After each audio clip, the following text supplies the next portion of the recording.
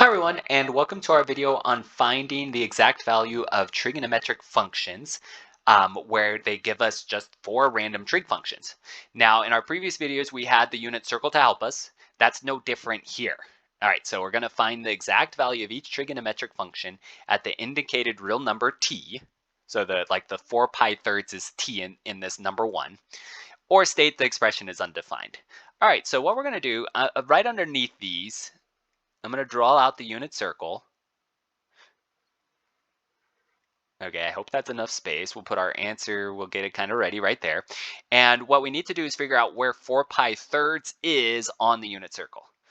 Okay, so again, my focus is the denominator. I know if the denominator has 3 in it, it's closest to the y-axis. So I'm just kind of lightly marking. It's got to be one of those 4. I know in quadrant 1, it's just pi thirds. Okay, so I know it's not the quadrant 1 answer. And then I can go around and try to figure it out. Again, I'm going to use this pi to help me. So halfway around the unit circle is pi. And that's 1 pi. 1 pi right there.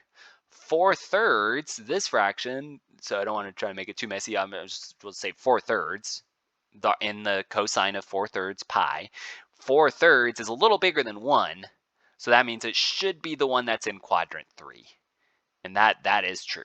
Okay, so it's going to go almost all the way, or it goes past the halfway point of our unit circle and then gets to about there in quadrant 3. So again, close to the y-coordinate in quadrant 3. Now the terminal point for that in quadrant 3, so I'm going to mark it over here to the side, it matches the same terminal point as pi thirds. As a reminder, so I didn't scroll yet on this, let me scroll. Here is the quoted unit circle. So we want to make sure we know this really well. You could, again, memorize it or break it down the way that I'm breaking it down. But if it has a 3 in the denominator, it always looks something like that 1/2 in radical 3 over 2. So, but you just have to choose the signs based on the quadrants. So in our problem here, we're in quadrant 3.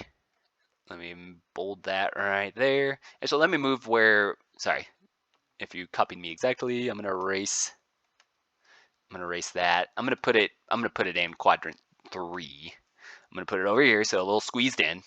But it does have to match it. It's going to be negative 1/2, comma, negative radical 3 over 2. So that is the terminal point for 4 pi thirds.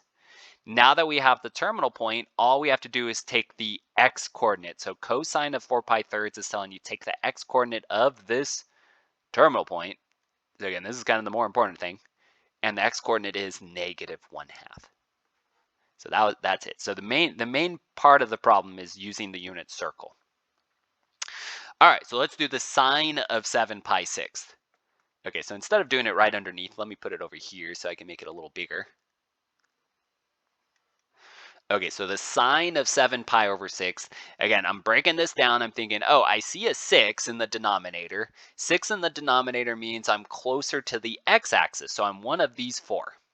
This is where pi sixth is. So it's not pi sixth. Moving onward, I'm thinking again, this is where pi is. 7 over 6 is bigger than 1. So I know it's past pi. And 7/6 is just a little bigger than 1, so it should be the one that's in quadrant 3 also. However, it's the point that's close to the x-axis. There we are. And if it has pi 6 in the denominator, I know it looks something like this terminal point, radical 3/2 and 1/2. However, I'm in quadrant 3, so that means these are both negative.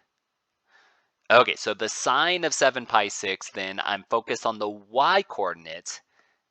This answer is negative 1/2. Okay, so sine of 7 pi 6 happens to be the same answer as cosine of 4 pi thirds.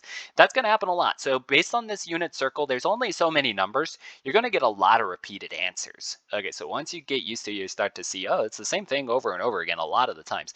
All right, so this is one of those cases. Okay, this number 3, secant of pi quarters. All right, well, what we're going to do is kind of take the strategy that we did on the previous problems. I really would rather know cosine of pi quarters. Okay, because cosine and secant are reciprocals of each other. So once I have the cosine answer, I'm just going to flip it. Okay, so let's first really get this. And still it requires the unit circle. Let's put it over here again for more space. Now, if it has a 4 in the denominator, it is one of the parts that's right in the middle of the quadrants. Okay, so right in the middle, it's one of those. And then pi quarters, so there's no other number in the numerator besides just pi. That means it is in quadrant 1. Okay, so that's that length, pi quarters. And then our terminal point, if it has a 4 in the denominator, it's always radical 2 over 2 and radical 2 over 2. Or square root of 2 over 2 and square root of 2 over 2. Again, just make sure your signs are correct. So this is quadrant 1, so they should both stay positive. Okay, so cosine of pi fourths is radical 2 over 2. Now that I have that answer, I can go back to secant.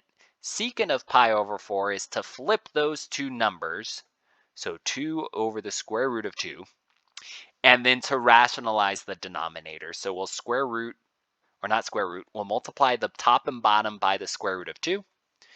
And then when we do that, that gives us, in the numerator, 2 square root of 2. In the denominator, square root of 2 and square root of 2 is just 2. Well, the 2 in the numerator that's not in the square root and the 2 in the denominator would cancel. Okay, so those do cancel out. So these cancel. We're left with just square root of 2.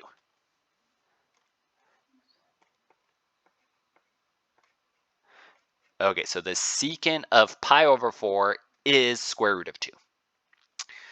All right, now our last one, tangent of 3 pi over 2. All right, so back to my unit circle. Let's sketch it over here.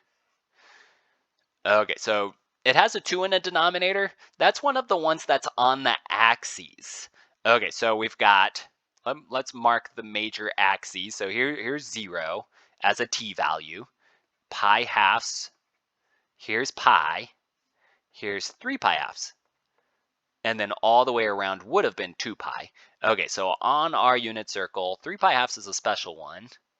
It is the point that's on the negative y-axis. Oops. Okay, so let's mark that.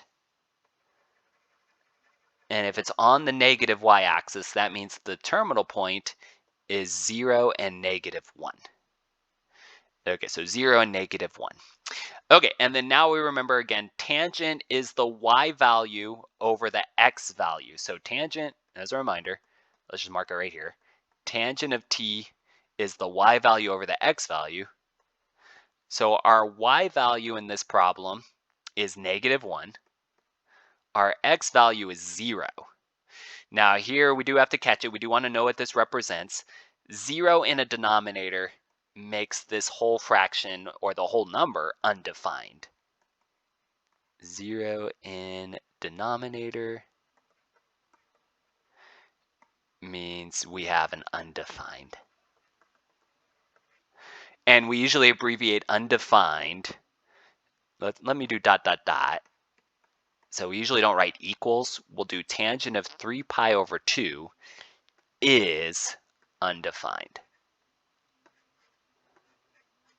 Okay, so we usually don't show equals undefined. We just write is undefined, but that's just being picky. Okay, so that's an undefined. So sometimes you can get those. Okay, so that happens. Again, so the main thing is be able to get your terminal point. So know your unit circle well. Now, also one thing before I end this video is to note on the previous problem, so I like up above on this one with t equals 5 pi over 6, I put the t value in parentheses. So cosine of 5 pi over 6, I did parentheses. On these, they didn't. Okay, so that's an optional thing. I think it's usually helpful, though, to have it. So if you want to put them in, you can. Usually when I'm writing them myself, like this previous problem, I put them in. It helps me remind myself that they are their own function. So cosine of something, just like f of x, they use those parentheses.